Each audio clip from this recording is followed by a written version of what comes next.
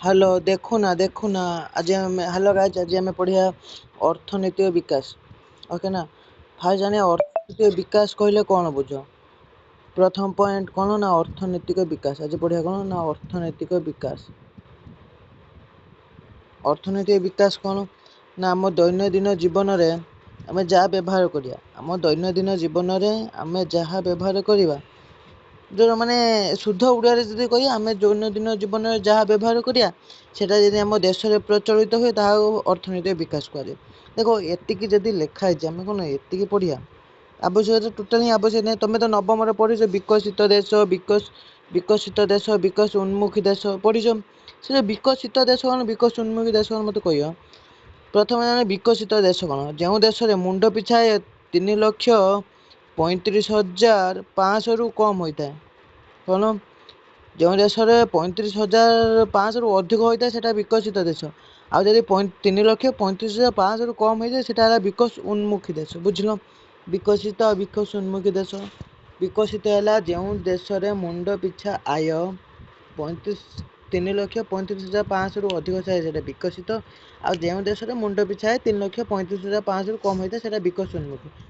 आम तो आगुरी सब जानते कौन ଯୁକ୍ତରାଷ୍ଟ୍ର ଆମେରିକା ଭାରତ ସେ ଭାରତ ତ ଆମେ ଜାଣିଛନ୍ତି କାଙ୍ଗାଳିଆ ହେଇ ରହିବ ଫାଷ୍ଟ କାରଣ ହିଁ ଅଛି ପଏଣ୍ଟ ହିଁ ଅଛି ନହେଲେ ଖାଲି ଖାଲି ମୁଁ ଏମିତି ସେମିତି କାହାକୁ କୁହେନା ଛାଡ଼।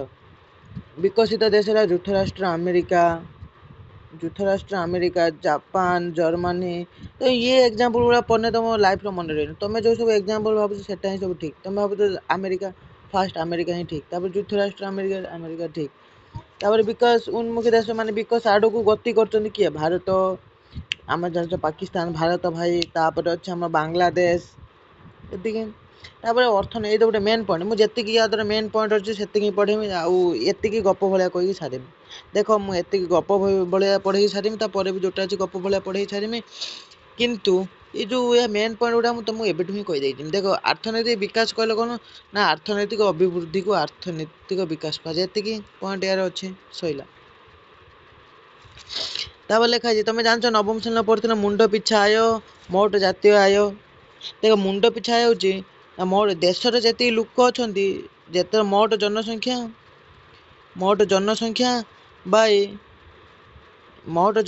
बाई मोट माने जी इनकम है कौन कहते मोट जनसंख्या भाई मोट जातीय आय माने जी इनकम है गोटे वर्ष भितर जी इनकम है भाई जी मुंड पिछा माने जी लोक अच्छा इक्वाल टू मोट जातीय आय बुझेगा माने जी लोक अच्छा गोटे ना फास्ट गोटे देश भितर गोटे वर्ष मध्य जी इनकम है भाई मोट जातीय आय को मुंड पिछा आय कहुए सॉरी मोट जातीय आय कहुए।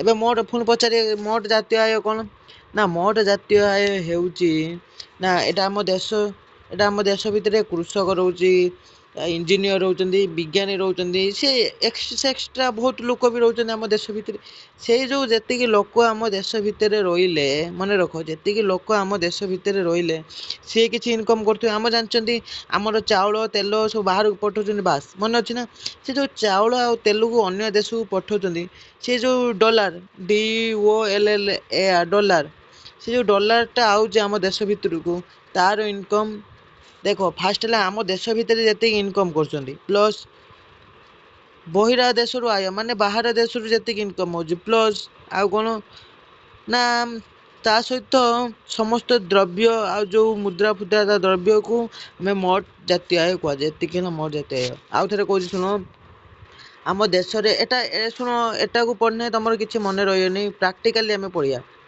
ये किसी आम आवश्यकता जो लिखाई शुण आम देश भितर जी इनकम है प्लस आम देश बाहर जी इनकम है प्लस तापर तो सहित बाहर ना ये तो आम देश भितर जी इनकम है आम देश बाहर जी इनकम है इक्वाल टू मोट जातीय आय मुंड पिछा कौन ना ये दीटा को बाई जी लोक अच्छा आम देश 142-143 कोटी खंडे हे बाय आउ जी इनकम है इक्वाल टू मुंड पिछा आय क्लीयर। तापर लिखा है जीडीपी फुल फॉर्म मन रख 2022 पढ़ी ग्रॉस डोमेस्टिक प्रोडक्ट ओके ना।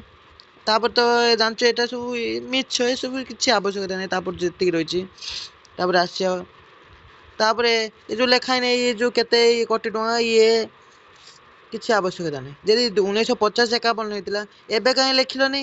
ସେ 1950 ଲେଖିବା ଆବଶ୍ୟକ ନାହିଁ, କିଛି ଆବଶ୍ୟକ ନାହିଁ। ତମେ ଖାଲି ଶୁଣ କଣ ନା ଆମ ଦେଶକୁ ତିନି ପ୍ରକାର ମାନେ ଶାସନ କରୁଛନ୍ତି। କଣ କେଉଁ ପ୍ରକାର ଲୋକ ଜାଣିଛ ନା? ତିନି ପ୍ରକାର ଲୋକ ହିଁ ଆମ ଦେଶକୁ ଶାସନ କରୁଛନ୍ତି। ଗୋଟେ ହେଲା ଗଭର୍ଣ୍ଣମେଣ୍ଟ, ଆଉ ଗୋଟେ ହେଲା ପ୍ରାଇଭେଟ, ଆଉ ଗୋଟେ ଗଭର୍ଣ୍ଣମେଣ୍ଟ ଆଉ ପ୍ରାଇଭେଟ ମାନେ ଗଭର୍ଣ୍ଣମେଣ୍ଟ ପ୍ରାଇଭେଟ ମିକ୍ସ।